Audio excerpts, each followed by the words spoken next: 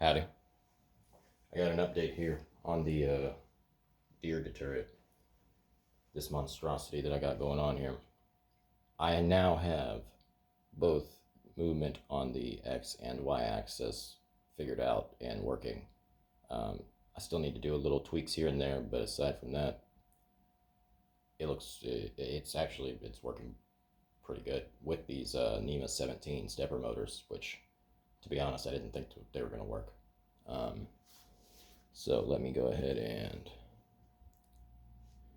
right now, that is how you control it. So I'm going to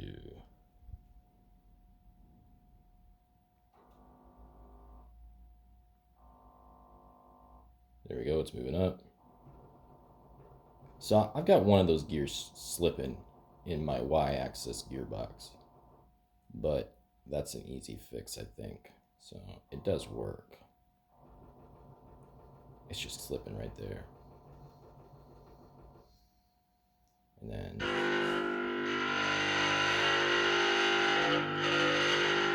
that's going left. And there it goes. Oh, I have the controls backwards, so it's actually going right, but I clicked left. Oop. And then let me go right.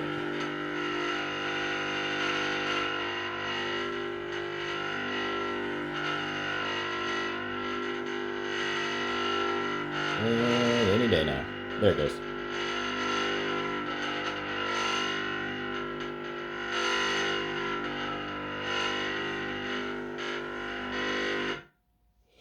So, while that's very basic, what's going on here is I built this with pretty much all stuff that I already had, so I didn't spend any money on this.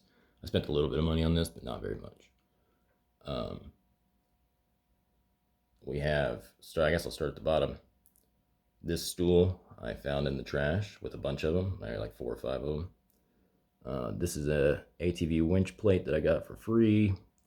There's a piece of a futon right there, that's steel. And then you can't see it, but behind this wood is a NEMA17 stepper motor. There's the other metal pieces to a futon on the other side, kind of holding this thing, kind of holding the motor there because I don't have any motor mounts. All that stuff is being held up by this clamp right here for now, except for this futon piece is tack welded onto this stool.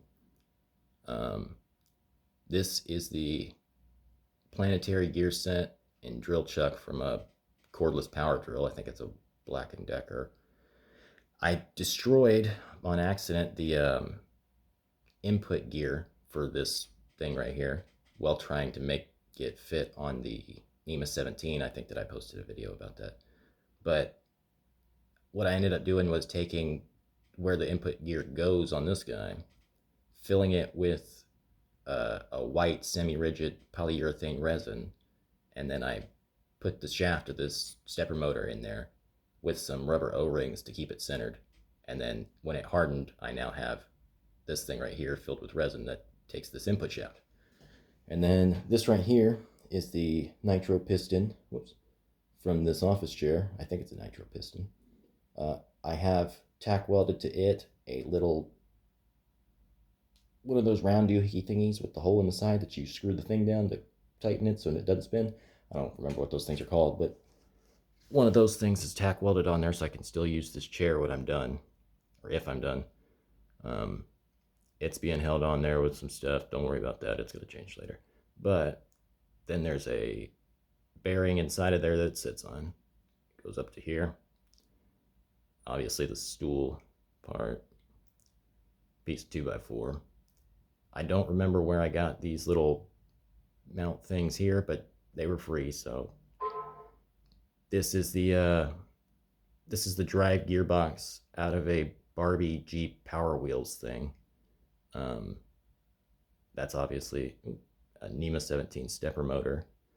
And then this Nerf Gatling gun that I got when I was a kid. So what I still have left to do on here is the firing, like the firing mechanism, and then how I'm going to power it, because right now 6D batteries goes in right here, and it's already kind of heavy on this side, and I'm going to have to add some weight on this side, I think, is to make it, not strip those gears out.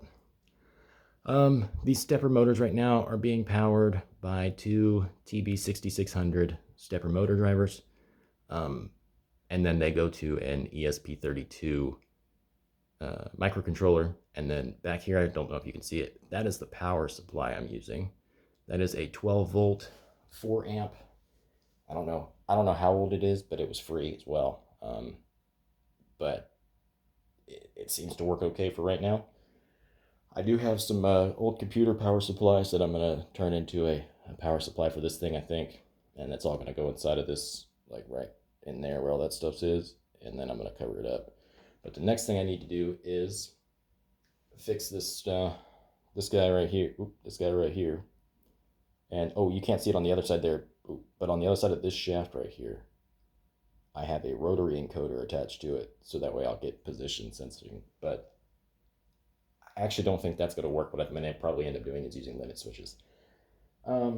Aside from that, I think the next thing is get this firing mechanism figured out, which I have a servo motor and a little piece of steel that I use to make into, well, you'll see it later. And then I got to get the image recognition stuff set up on this thing and the actual detection system. So this thing's been pretty fun, and I haven't given up yet, but I also haven't been able to dedicate as much time to it as I wanted to. Nonetheless, that's the update that I have. So I hope everybody has a good day.